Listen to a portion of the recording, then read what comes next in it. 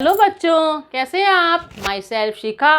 बच्चों, आज मैं आपको विसर्ग संधि के तीसरा परिवर्तन बताऊंगी। लास्ट क्लास में मैंने आपको विसर्ग संधि के 2 परिवर्तन बताए थे। चलिए देखते हैं विसर्ग संधि का तीसरा परिवर्तन।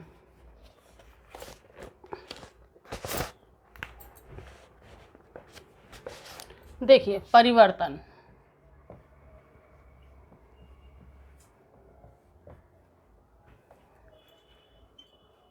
तीसरा परिवर्तन क्या है, देखिए।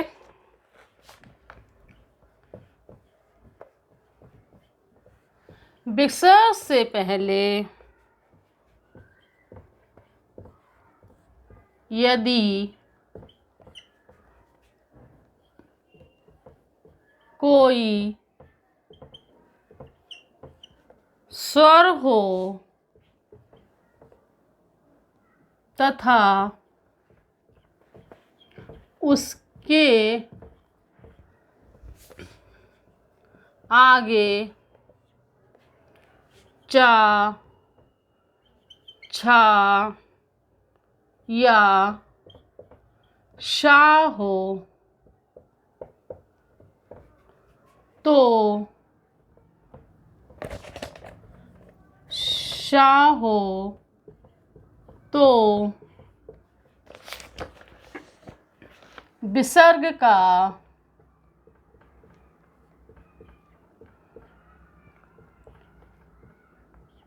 शा हो जाता है। एक बार फिर से रिपीट कर रही हूँ। अब क्या है विसर्ग संधि के तीसरे परिवर्तन में, विसर्ग से पहले यदि कोई स्वर हो या फिर उसके आगे चा, छा या शा हो तो विसर्ग का शा हो जाता है। अब मैं आपको उसको उदाहरण द्वारा समझाती हूँ। देखिए कैसे। नी विसर्ग प्लस चल।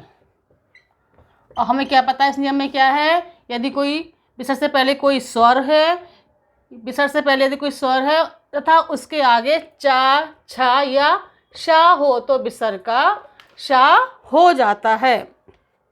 अब देखिए क्या हो गया, नी, और हम यहाँ पे क्या बनाना है, विसर्ग का शा बनाना है। तो यहाँ पे क्या बन जाएगा, निश्चल। क्या बन जाएगा, निश्चल। एक उदाहरण और देखिए।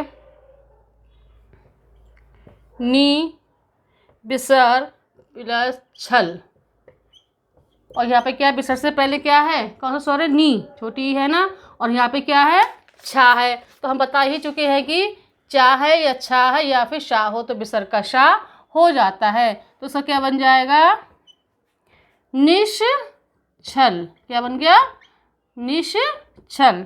एक उदाहरण और देखिए।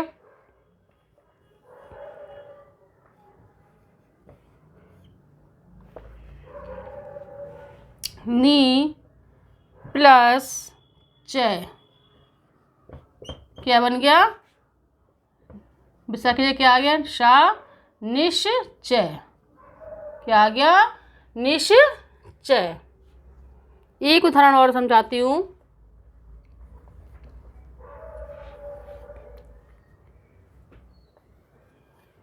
दो प्लस शासन,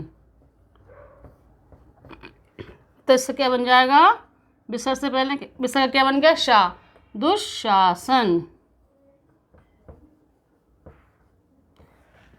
ये वाला तो नियम समझ में आ गया ना बच्चों आपको। अब मैं आपको इसका दूसरा नियम बताती हूँ।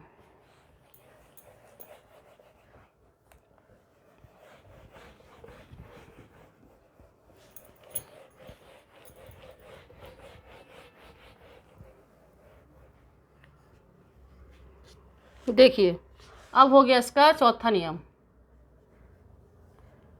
विसर्ग के बाद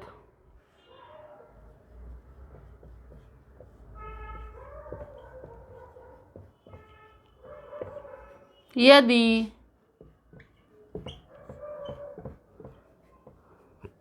ता या सा हो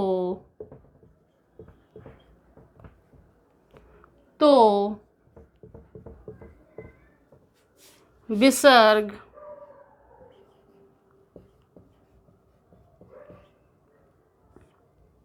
सा में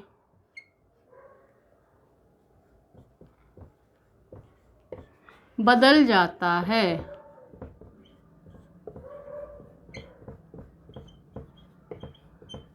फिर से समझ लीजिए, विसर्ग संधि के चौथे नियम में क्या है कि विसर्ग के बाद यदि ता या सा हो तो विसर्ग सा में बदल जाता है। अब आप इसको उदाहरण द्वारा समझिए। देखिए,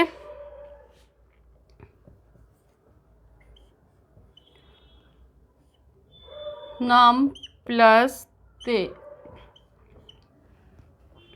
उसको क्या है आपको पता ही है कि ता है, विसर्ग के बाद क्या है, ता है या सा हो तो इसे विसर्ग सा में बदल जाता है। तो देखिए क्या बन जाएगा इसका, अब विसर्ग किसमें बदलना है, सा में, तो क्या बन जाएगा इसका, नमस्ते। क्या बन गया, नमस्ते। एक उदाहरण और देखिए, नी प्लस संतान, और हमें पता है विसर्ग के बाद या तो ता है या फिर सा है, तो ये विसर्ग क्या है, सा में बदल जाता है। इसका क्या बन जाएगा, नी संतान।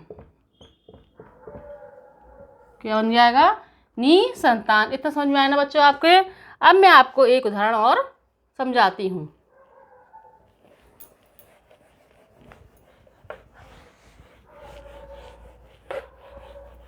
देखिए, अब इसका है ये 5वां नियम।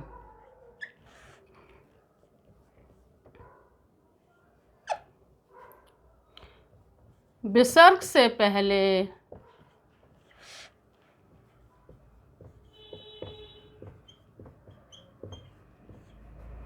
यदि डा या विसर्ग से पहले यदि ई या ऊ हो और बाद में का, खा, पा, फा में से कोई वर्ण हो तो विसर्ग का शा हो जाता है।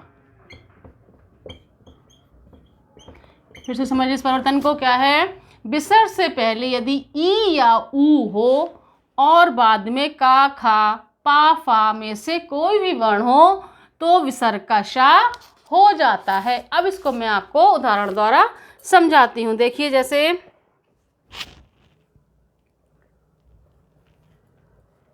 नी प्लस कलंक,